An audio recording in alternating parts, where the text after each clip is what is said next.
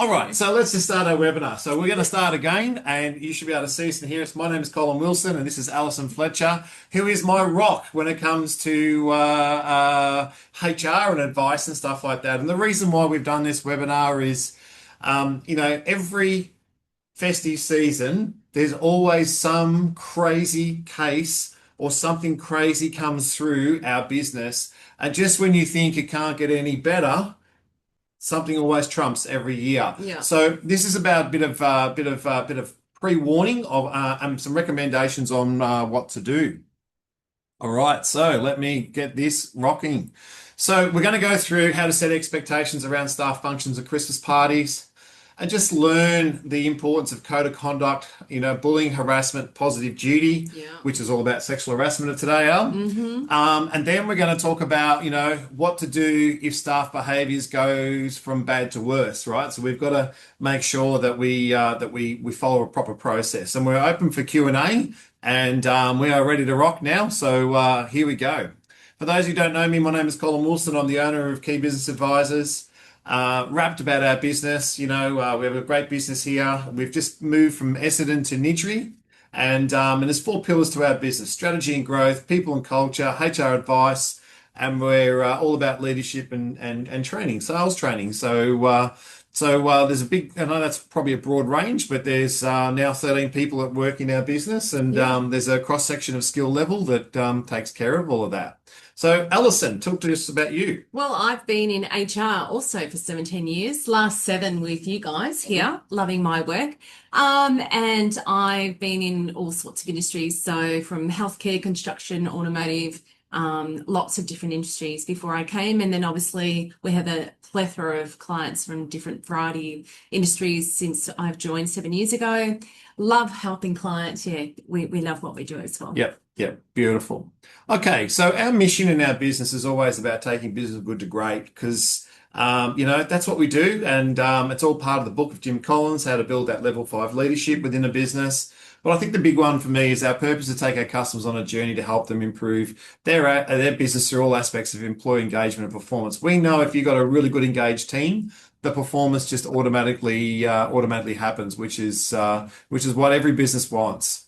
As I talked about, they're the 4 pillars of our business, and we just the whole team here, we just love what we do. So let's get into it. So the value of having an end of year party. So this is where people let their hair down.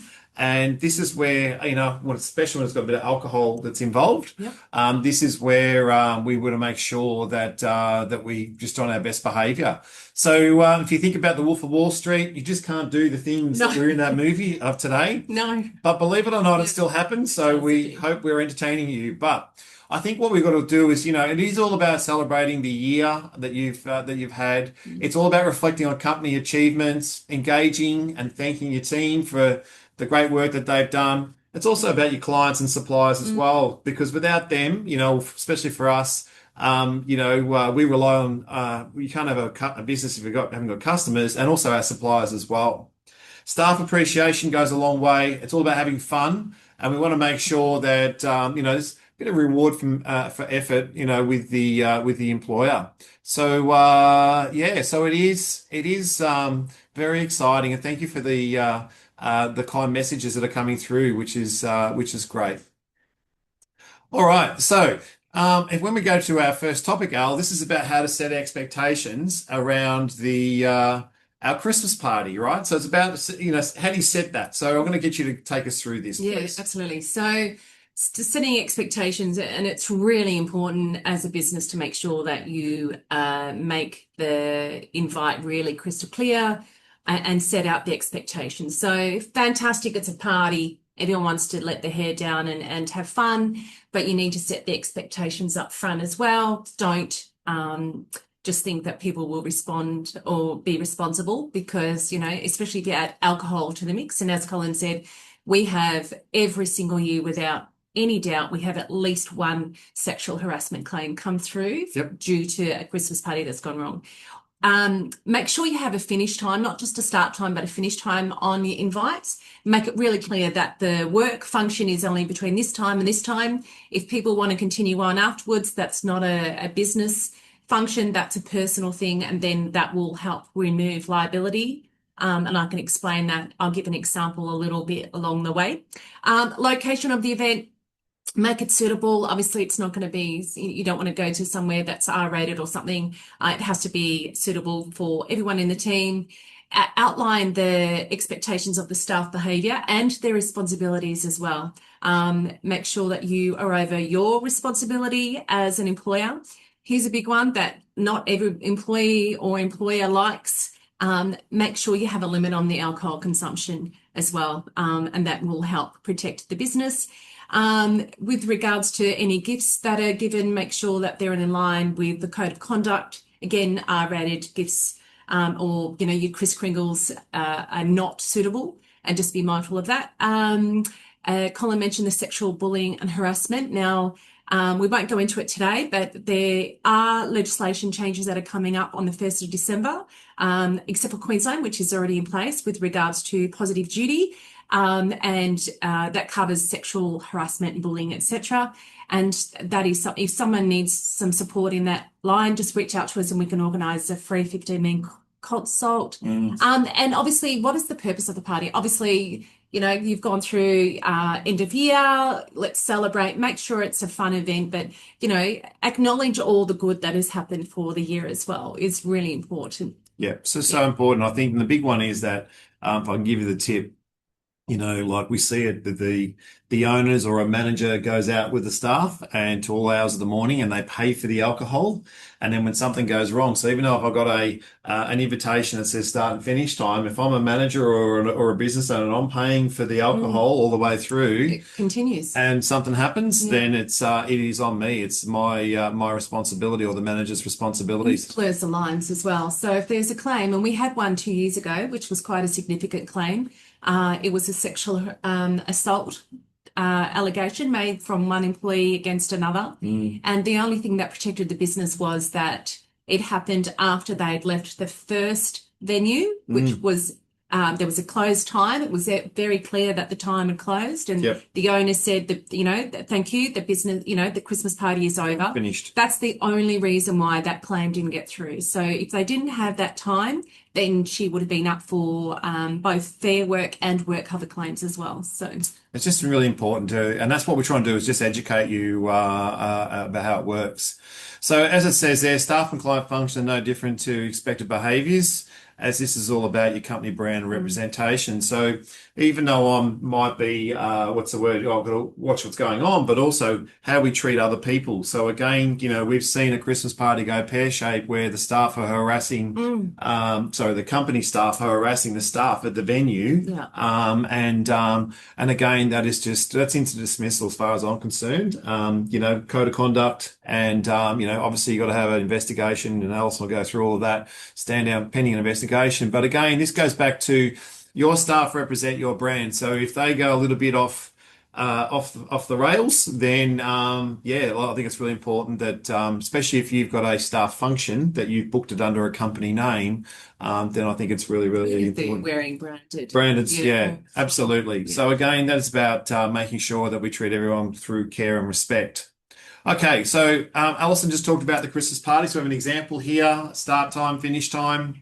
And again, if I got this right, Allyson, as a business owner, it's my responsibility for the staff to come to work, and it's also my responsibility for them to get home after a function. So if it finishes at 10, I'm responsible to make sure you get home safely. Correct. So, but if you decide to go and party on and go to Crown Casino and go for your life after, 2 or 3 hours or whatever, move on, then that's where it's not my responsibility anymore. Is that right? The onus is removed from you. Correct. The onus is removed. Yeah. How many times have we had somebody fall over, injure themselves after a Christmas party and want to put a claim in, work cover claim that's been 3 a.m. in the morning where they've tripped over a gutter or a fire hydrant? At least once a year. Or a parking meter? At least. Yeah. And it's not just Christmas parties, it's other social functions as well. So that's right. And it's, you're 100% right. It is some of the supplier parties as well, and some of the, client parties that happens as well. So I just want to make sure that, you do your due diligence. That's all, which is important. So, okay, my little hand is just not going too well here. All right. So if we talk about topic 2, learn the importance of code of conduct and bullying harassment. And positive duty, I think, is a big one. I just think, like, again, we're here to protect the business. So our phones do go pretty hot over the festive season. And what's really interesting is, I asked my team to have a break. Let's come back on. I think it was was it the 5th or the 7th or the 9th or something like that on the Monday. Yeah, we had the Monday off before Melbourne Cup. That's right. Yeah, yeah. No, I'm talking about in Christmas. Yeah, yeah, yeah, Right, yeah. yeah. And they all want to come back on I think it's the 3rd or the 4th because they know that the phones they're going to get busy Mm. from this. So again, I talked about due diligence before. It's your responsibility to do the due diligence to protect your company and making sure that it's important that people understand. So you have the ability to actually send out a code of conduct policy if you want to do that, or a sexual harassment or positive duty policy, which I'll also go into beforehand, just to create, let people know. And I think that's best practice anyway, just letting people know. We just want to make sure we have a safe Christmas party, and it's all about people's well-being. So understanding code of conduct. Al, if you can take us through that, that'd be Yeah, great. absolutely. So, code of conduct, if you haven't got one, it should be a specific policy that sets the expectations of the business from your employees, but it also should outline the employer's responsibilities as well. So, everybody's crystal clear with what each party is expected and how they're expected to behave. It'll set the ethical standards of the business as well.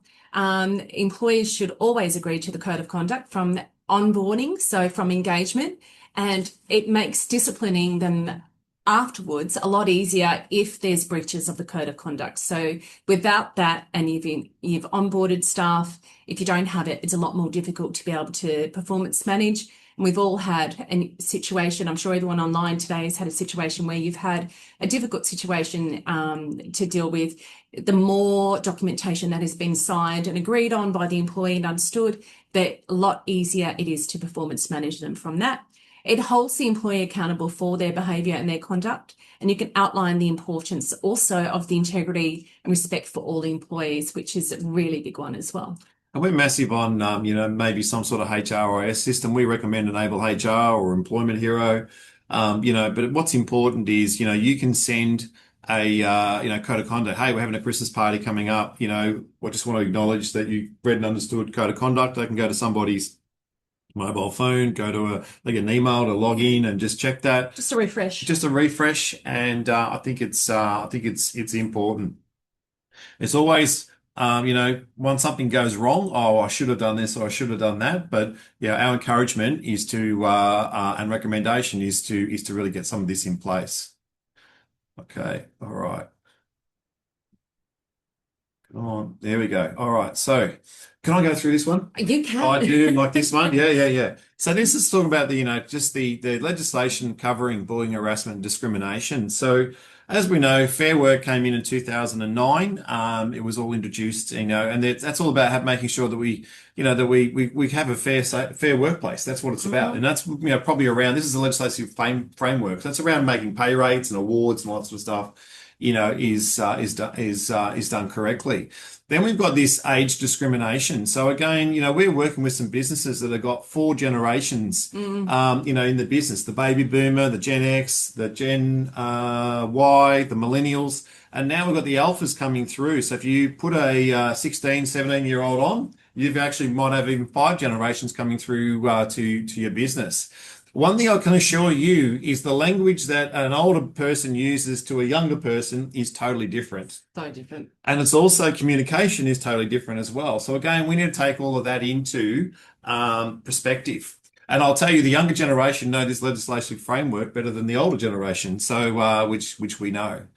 Racial discrimination again came in 1975. Sexual discrimination. Human Rights Equal Opportunity Commission, that's the big one. That's the massive one. There's no cap. It's based on what they agree on. Not what they agree on. What the judge says. This is what the final be. Equal employment opportunity per state and legislation. WHS law, which again, psychosocial is a big one, which we'll just touch on today. And then that common law and case law. So, common law is what's been written, and case law is, in my opinion, is what's actually happened. So something that's happened in the courts where there is a case And if there's a few older people on this webinar, the old David Jones scenario, I always refer that, where there was a sexual harassment claim put in. 1.8 million is what the person filed for, settled at Which $986,000. is still a lot of money. And that's well over 10 years ago, Al. Yeah. So you add a bit of interest and on that, and again, that starts to get a bit hefty. So it's important to make sure that we just do our due diligence and making sure that everyone is well behaved. Okay, so are employers and workers the same, Al? Well, workers are individuals who can Yep. perform work for the business, and there's under the Fair Work Act, there's a whole list of definitions of what a worker would be. So it is employees, so employees are workers, but it also includes contractors, subcontractors, other workers, apprentices, anyone on work experience, if you've got trainees or interns, and even if you have volunteers. So all of these different definitions, they all form as a worker under the Fair Work Act. Yeah. And also really interesting if we add some personalities into their different generations. Yeah. That's where we start to see it. And look, I'll tell you the importance of this. Like Moomba is a great event that happens in Melbourne. No one can be a volunteer unless they've gone through a massive induction process or training program with when they run Moomba or any other voluntary events. So even things like trainees or work experience. Best practice is if you put a work experience on or a trainee on, or even subcontractors for that matter, we always encourage that they read and understand your policies, your procedures, and everything like that when you're on board them. And then that's all about, even an intern, that is all about that best practice. This is the way that our expectation is as a business to behave. Why is this important? Because if someone misbehaves, it makes it easier for you to deal with the issue. And if you have workers in your business that English is their second language, Yep. just issuing those policies isn't deemed to be good enough by Fair Work. You need to make sure that you've done everything you can to make sure that that particular employee or those employees Yep. understand what it is in those policies. So whether that means translating them into their natural language or having someone translate it for them, then that's always a possibility as well. Yeah, and we've had a customer, we recommended them somebody who can do that translation. Yeah, And yeah. what's really interesting on their factory or even their WorkSafe, how to use machinery, everything like it's done in two different languages. One, obviously in English and the other being in Vietnamese. So again, that's just again, that shows you're an employer of choice, best practice as well. Yeah. So what is considered bullying in the workplace, Al? So bullying is under the Act, it states where somebody is repeatedly behaving unreasonably towards another worker or other workers. It doesn't have to be one person, it could be multiple. But the critical word here is repeated. Yep. So bullying is not just a one-off incident. A one-off incident could be harassment, whether it doesn't have to be sexual, it can still be harassment. But if it's a repeated behaviour towards a worker or a group of workers, then that would be deemed to be a bullying incident. And that behaviour would impact a person or persons' health and safety. So there's a risk there. 100%. So we talk about possible bullying behaviours, Al. So yeah. So these are just some examples that we've highlighted here. So it's aggressive or intimidating conduct, using abusive or offensive language, if you mock or belittle or even humiliating comments towards someone, spreading malicious rumours, teasing practical jokes, or initiation ceremonies. We don't hear that much very often anymore, but it's still out there. Being excluded from a work-related event, unreasonable work expectations can also be deemed to be bullying, especially if someone's got too little work to do or too much to do, or if the work is below or above their standard of skill set as well. Displaying any offensive material, even if it's in, private toilet cubicle, and pressure to behave in an inappropriate manner. And that could be anything that anybody deems to be inappropriate. So. And it's really about what the other person thinks. Yeah. And it's really, I like to call the line, what's the line? So we don't cross the line, Yeah. So that line of, you as a business owner or a manager, it's your responsibility. If you think someone's crossed the line, then we've got to make sure that we deal with it appropriately. Do you want to continue on? You do such a great job. Thank Yep. you. So, conduct or behaviour to be considered bullying, it must be repeated, as I've mentioned. So, more than one off, and it doesn't have to be the same type of behaviour. It can be different types, but it's repeated.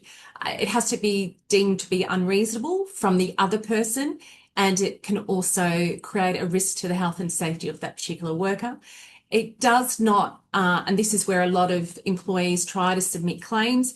When they're being managed or disciplined, they'll put in a bullying claim. But if that management is done in a reasonable manner and it's a reasonable management direction, then that's going to be very easy to defend from the business's side, and you'll be able to win that in that case. Workers are able to submit a stop bullying order, and they can do so online. They do not need to tell you, so you wouldn't even necessarily know until Fair Work reach out to you and tell you that there's a stop bullying order that's been submitted to them. But we don't want to get to that. That's the thing, like we're in a modern day world today. We just got to make sure that, it's just good behavior. That's all. That's the crux of this whole email. So what is harassment, Al? So harassment is unwelcome conduct or behaviour which is based on personal characteristics such as race, age, gender, etc., etc. And a reasonable person would have anticipated that that person would be embarrassed or humiliated, offended, or even intimidated. So it's not dissimilar to bullying, where that has to be repeated. Harassment and discrimination can be single incidents. They do not have to be repeated. Yeah, so it's important that watch what people say. Yeah. Yeah. Okay, examples of harassment. Okay, so offensive communications, phone calls, SMS, anything on your social media apps, Instagram, Facebook, suggestive comments or jokes, sex-based insults or taunts. If there's any unwanted sexual propositions or repeatedly unwelcome requests for dates, pornographic material, even if it's not on display, if someone knows it's in a drawer, that's still going to be an issue. Any unnecessary familiarity, so if someone is behind you in your personal space, or if they're touching you, even if it's on your shoulder, just intrusive questions or statements about someone's personal life as well, which can make someone feel extremely uncomfortable as well. Beautiful. Yeah. So again, this is the world we live in today, and then this sexual harassment. We're really emphasizing the importance of sexual harassment because that is the most common thing that comes through our business, and we've been nearly operating for 18 years now, and it's just it surprises me how this still just happens. Yeah. So let's go with the sexual harassment. Yeah. So sexual harassment is defined as unwelcome sexual advances or requests for sexual favours. So that person on the receiving end feels harassed, or other unwelcome conduct which is of a sexual nature in relation to the person who's harassed. So for it to be harassment, it would be reasonable to expect that there is a possibility that the person being harassed would be offended, humiliated, or intimidated by the behaviour.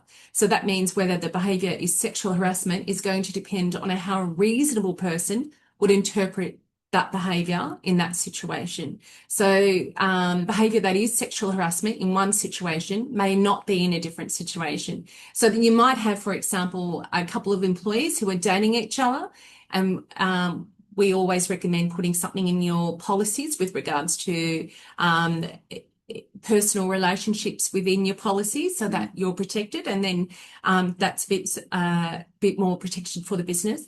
Whilst we're on sexual harassment, and this goes into the psychosocial stuff that's coming into play, especially in Victoria on the 1st of December. Again, if you need more guidance on that, please reach out to us and book in a free consult. But Colin, you're currently running your book, which is fabulous. In your book, you've actually got, I think, was it 20? I do. I have. So I have a section. I'm writing a book. It's called Business Beyond Tomorrow. It'll be released in around late February next year. And there's a section in there, a chapter in there, which is called about the world we live in today. And then over 18 years, as I actually had it to about 30 and I've Yeah. cut it back. I don't think 20 is too much, but some of the things that we see a lot, and if I can just say, like, things happen throughout the year in a company workplace, but what seems to accelerate it is we all get fatigued towards the end of the year, Mm. and then we add in some mixture of some beverages. And there's even been situations where drugs are involved, so again, that's where and that's when the real truth comes out. And again, so some people go, well, Colin, why would I even have a Christmas party? But you really want to try and have a great workplace and celebrate the year that you've had. But some of the things that I've written in the book is do not scream, yell, or become abusive or aggressive towards your staff, right? And then again, this is not just due to towards the staff, but this is also other staff to other colleagues. Yeah. Don't single them out or belittle them, especially in front of everyone. And we see that happens.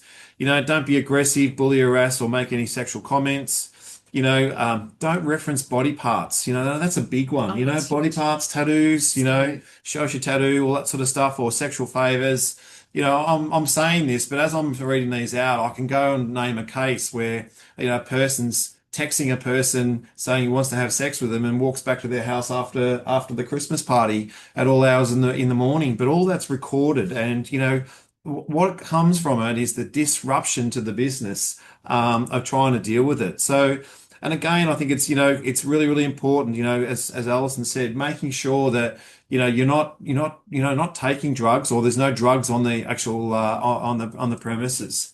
And, one of the big ones, and I haven't written this in the book, but I've got to put it in there somewhere, but, don't take your staff out to strippers and then, want to have sex with them afterwards, right? Because you're all fired up. I mean, these are the things that actually happen over that festive season. So it is about professional behaviour. It's all about conduct, and I said it before. It's about your brand, and that's the big thing I'm trying to highlight in the book. I might make a comment. And again, it's how a person perceives it. And with the new psychosocial laws, if we just talk about that. Like if I stand on a chair and fall off a chair and break my arm, I've now got an injury to my arm. But if I actually become abusive towards you, Al, yeah. then that affects your mental health. Yeah. You can go on work cover because all of a sudden you're mentally stressed on how I've actually treated you. So we've all been to situations in families where we've had probably a little bit too much to drink, said the wrong thing or whatever. And then, we don't talk to them for a month or so. I mean, everyone can relate to that or friends, but in the workplace, like WorkSafe is getting really, really tough on it. And, to me, the people who actually make the money, Al, is the lawyers going to represent this. Yeah. Here's a few extra, don't inappropriate physical contact or unwelcome of touching, staring, leering, suggestive comments or jokes. I mean, all of this stuff we've just talked about. It actually happens. And the big thing of today's world is we have all these we have a phone on us all the time, so we can take photos and images and stuff like that. And again, we just don't want to, we don't want to see, your business be in a situation for the first 2 to 3 months of next year is you're just going through all this unnecessary disruption because of things that have happened in the workplace. So, and again, like, we've seen staff that have fronted up to the Christmas party already under the influence of alcohol and drugs. And, the recommendation of that is send them home. They're not allowed to be in it because if you add one drink to them and something happens, you are liable for that. So I hope we're giving you some good feedback on that. So the positive duty, Al, that's what positive duty is around. It's about sexual harassment and stuff like that. But some of the things you should be doing if you haven't already done it. Yep. Yeah, okay. So make sure you've got up-to-date policies. Obviously, with the new psychosocial laws coming in right across the country, make sure you've got a plan in place as well. It's no longer good enough just to have a policy. You need to have a plan, what you're going to do to make sure that you minimize the possibility of anything untoward happening even in the first place, rather than how you're going to resolve it after it's happened. Educate and train your staff on your standards and processes as well. Create a safe, inclusive, respectful workplace. Surveys is a really good understanding of finding out from the employees how they feel, and you'll be able to get an understanding from the surveys if there's anything untoward going on, and then you can use that as part of your plan and put that into motion and action as well.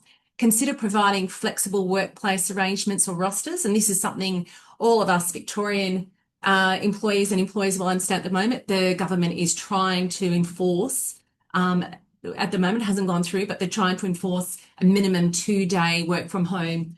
It's crazy. Anyway, but we could talk another life about that. But there's that could potentially be a real big disruptor to employers as well.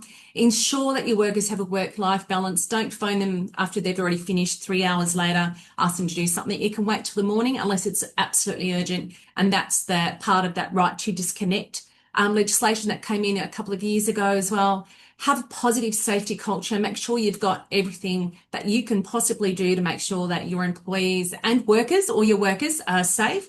Educate your workers on how to handle queries and treat each other with dignity and respect. I mean, it goes without saying, but you know, it's always good to remind everyone as well. It's all part of the professionalism of today's world.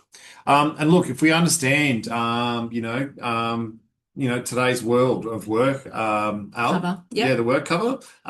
Take us through this, please. So the Workplace Injury Rehab Compensation Act of 2013, it sets out the return to work obligations of an employer and injured worker. If and to just be mindful that no different, not too dissimilar to lots of other legislation across the country, that varies from state and territory as well. So make sure that you're fully aware of what is relevant for you in your state or territory, or both if you've got multiple locations for your business. It covers workers, their cost benefits if they're injured or if they become ill because of their work. And it's where an injured worker, where they claim compensation. So the easiest way to explain it is it's just insurance for your employees for any accidents. So it's a no-fault scheme, which is good. So there's no liability put onto the employer saying you're at fault. It's just each case and claim will be assessed on its own merits, and it's payable to full-time, part-time, and casual workers. And it also covers self-employed contractors for workplace accidents as well. And we're just seeing an increase, aren't we? Just the rise of work cover at the moment is it seems to be the flavour for a lot. So, and again, we don't want our work cover premiums to skyrocket. Okay, so if we go on to topic number 3, where we're going right on time, which is great, what to do if behaviour goes from bad to worse. And we've put that in there because I think that's the thing. This goes back to we want to have a good time, and sometimes we'll let something slip or something happen, hoping it's going to go away. But I can tell you now, with today's legislation and the advertising you hear on the radio and TV, Morris Blackburn, they're all saying if you've been injured in the workplace and the injury is psychosocial or mentally as well, then contact us. No win, no fee. All right. So employer's responsibility. So if I'll go through this, it's like you got to try and diffuse the situation. So I think it's really, really important that if there's something's going to happen, you just got to diffuse it very, very quickly. And again, that's why we encourage, just have a conversation, send out a policy, code of conduct. We want to make sure we have a great Christmas party. I think it's important. Your safety is our number one priority. That's what I say to all of our staff. Remind them of the code of conduct, and as it says there, bullying, harassment, sexual harassment policies. Be mindful of your surroundings.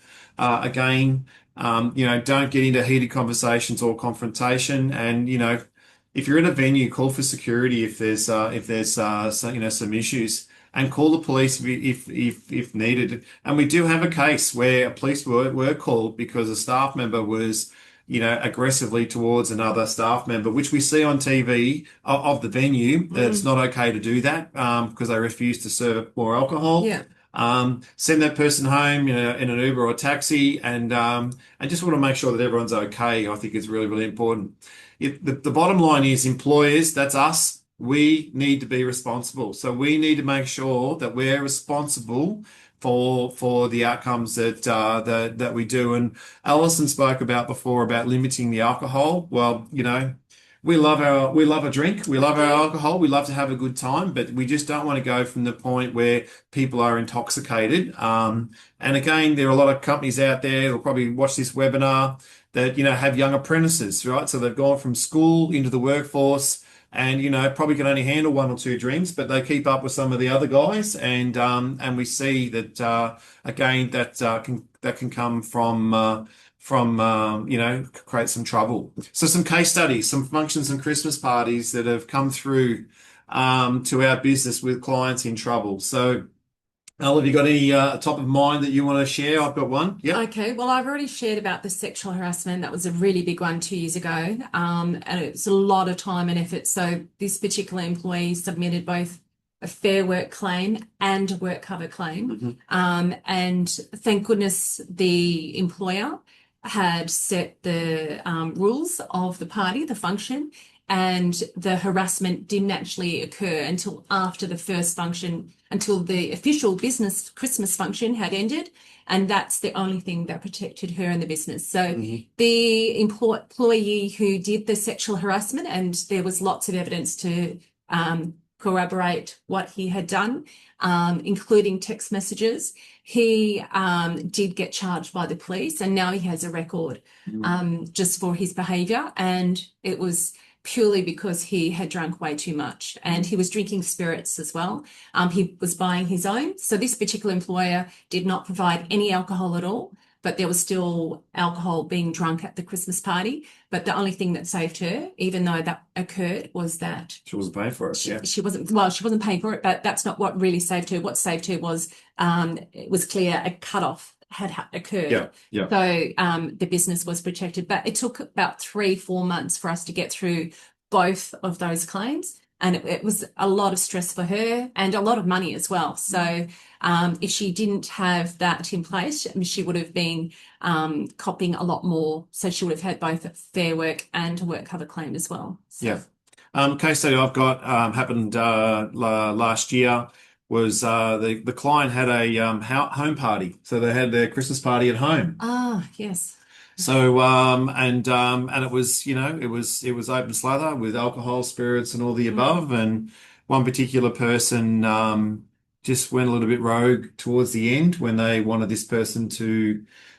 Someone asked this person to stop drinking and stop making comments that are made towards other people, in particular the owners, and then it just all broke out in a split section of 5 or 6 minutes. And the after effect of that was, this employer stood down, pending an investigation, the whole lot. The sad part was the person who did it was their number one employee for what they do. And it just what's the word can I say is the owners, the husband and wife. I truly believe that they probably lost, 5 years of age just on, it happened at their house, and it got ugly towards the whole team. The hard part is once something like that happens, it's when the team come back together in the new year. People are not talking to this person, so all of a sudden the bullying starting to happen because they're just, you shouldn't even be here, or the above. And the employer at the time, what they did do is they made this person go and do some rehabilitation as part of the process. But again, that stigma's there. You know what I mean? So their Christmas party's coming up again, and I'm sure that stigma's there right now. Going into the Christmas party. So again, we see stuff that there's been lots of cases that have come through. We can't name the client or anything like that, but as I go back to what we said at the start of this webinar, it really surprises me on some of the stuff that actually comes through. So it's just very, very important that you have a great time. We want to have a great time for Christmas and enjoy what we're doing, but I think it's important. So we're happy to take any calls if you want. You can book a 15-minute free chat. Just give us a call. We're the team here are happy to talk to you about putting some prevention in place to make sure. And again, look, we know the people who will look at this webinar and go, well, you're a bit too over the top, Colin and Allyson. But I always encourage those people to come and sit in our business and just hear some of the cases that come through. And I think probably for me as a business owner, what really hurts me is, what we see is the nice business owners, if I can say that try and do the right thing. We just see some of them just, they lose time, money, and sleep, all the above by trying to do the right thing. So I just want to encourage you to have the greatest Christmas party, celebrate 2025 as we move into 2026, but do it with some guidance around how people should behave Yeah. and just have your radar on. I think it's really, really important. So, if you have somebody in your company that is a non-drinker, that's always a good person to choose as your person. And as an owner, you need to make sure that you're on your best behaviour, because what you do in front of your team, will actually, create problems. We've had a client where the owner has fronted up to his own Christmas party under the influence of drugs with a staff member. So again, that doesn't send a good message to the rest of the team. And the thing is, it's that respect then that comes afterwards. How Yeah. do people respect you?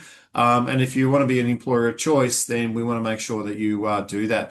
Now, I'm hoping we've got some questions out there. If you want to ask us any questions, if you want to put it in the chat box, then that'll be fine. Yeah, if you want to do that in the chat box, any questions you want to do. So please ask us. Yeah, ask. And now, yes, to answer your question, the recording will be sent via email at the end of the webinar as well. So Yeah, yeah. I just think it's what's the word? I go back to it. It's been a tough 5 years since COVID, because we're in that anniversary of COVID.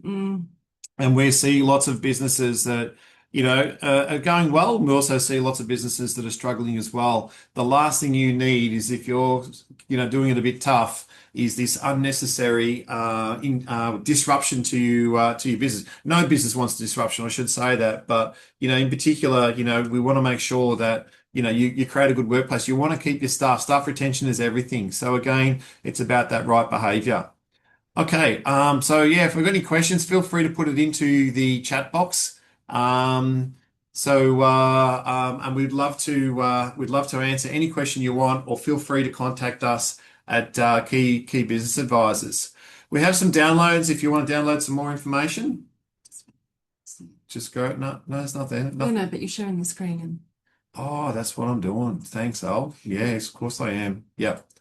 So feel free to ask that. There's some downloads that are there if you want to download some things on people and culture, or HR best practice, or how to benchmark some team satisfaction. Again, is a good time. Okay, so our next webinar is all about driving your business beyond tomorrow in 2026. And that's about, how to achieve, financial, good financial outcomes for you in less than 6 weeks, because we've got a proven model. Implement 5 unique strategies that can guarantee success, and learn some home truths about running a profitable company. So this is what we'll be focusing on in January to kick the year off. We hope you enjoyed this webinar. And if you've got any questions, as I said, please contact us. We're all about the business strategy and growth, people and culture, the advice, the HR advice. We have a wonderful team, and no question's a silly question, if I can say. Like, for a 1300 phone number, hotline number, 5 minutes or 10 minutes or 15-minute questions, you want to take advantage of that. absolutely. So thank you for attending. If you got huge value out of this webinar and you like what we've done, please give us a good rating of the webinar. I apologize for what happened at the start. We've moved. We've still got boxes everywhere. I can't find my little speaker that goes into this. Somewhere. It's somewhere in the box, right? And I didn't think about it till about 20 minutes before we started.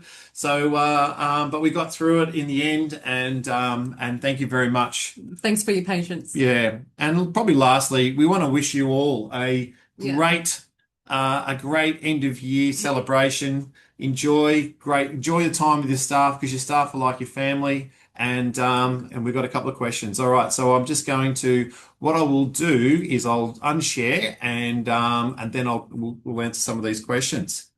Okay, so we've got thank you, thanks. So everyone's thanking us for it. So that's a good outcome. So stay tuned, guys, and we'll good luck for 2025 and the end of year, and all the best for the festive season.